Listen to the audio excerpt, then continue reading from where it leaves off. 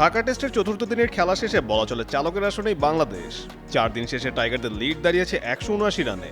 প্রথম ইনিংসে বাংলাদেশ তোলে 413 রান, জবাবে পাকিস্তান অল আউট হয় 386 রানে। ফলে দ্বিতীয় ইনিংসে 27 রানের লিড নিয়ে ব্যাট করতে নামে স্বাগতিকরা। তবে দ্বিতীয় ইনিংসের শুরুটা ভালো হয়নি বাংলাদেশের। ওপেনার জাকির হাসান ফিরে যান সিঙ্গেল ডিজিটেই, আর সাদমান ইসলামও থামেন মাত্র 10 রানে। এরপর নাজমুল হোসেন শান্ত ও মুমিনুল হকের জুটিতে ঘুরে দাঁড়ায় বাংলাদেশ। দুজনের দারুণ ব্যাটিংয়ে বড় সংগ্রহের পথে এগোচ্ছিল টাইগাররা। নায়াসিনামাইড ও স্যালিসাইলিক সমৃদ্ধ লিলি ফেস ওয়াশ যা ফেসের ডেড স্কিন সেল দূর করে দেয় দ্বিগুণ ফাস্টার ব্রাইটেনিং। মাঝে বৃষ্টি কিছু সময়ের জন্য খেলা থামিয়ে দিলেও বিরতির পর আরও আত্মবিশ্বাসী হয়ে খেলেন এই দুই ব্যাটার। দুজনেই তুলে নেন অর্ধশতক। তবে ব্যক্তিগত 58 রানে ফিরে যান মুমিনুল। দিনের খেলা শেষে অধিনায়ক নাজমুল হোসেন শান্ত 58 ও মুশফিকুর রহিম 16 রানে অপরাজিত আছেন। চতুর্থ দিন শেষে বাংলাদেশের সংগ্রহ 3 উইকেটে 152 রান।